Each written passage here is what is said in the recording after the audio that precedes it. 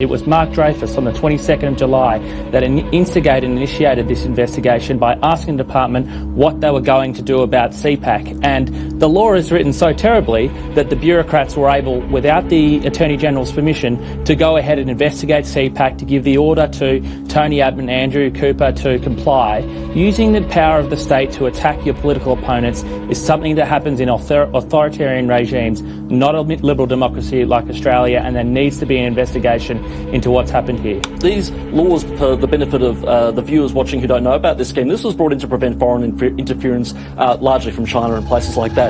To use it to silence people going to a conservative conference with a few speakers who happen to be from the United States is a complete perversion and bastardisation of it. This was notionally designed to counter foreign influence from places such as communist China. But instead of it being targeted against communists from China, the unelected bureaucrats, along with Mark Dreyfus, have used it to target conservatives in Australia. And not just target them, but to intimidate, to harass, to silence, and to censor. So this is a huge scandal. The coalition needs to wear some of the blame with this as well. I mean, this law was extremely poorly drafted. It was always going to be used by left-wing bureaucrats in the swamp to target conservatives and people that were against the interest of the Australian deep state. Australians understand foreign influence is a very important issue that needs to be dealt with, but the laws were drafted in a bad way. They need to be redone, and the bureaucrats need to be dismissed if it's that serious, and there ought to be an investigation. The IPA called out this law in 2018 in our legal rights audit when it came out and said this has the capability for bureaucratic overreach, and that's exactly what's happened.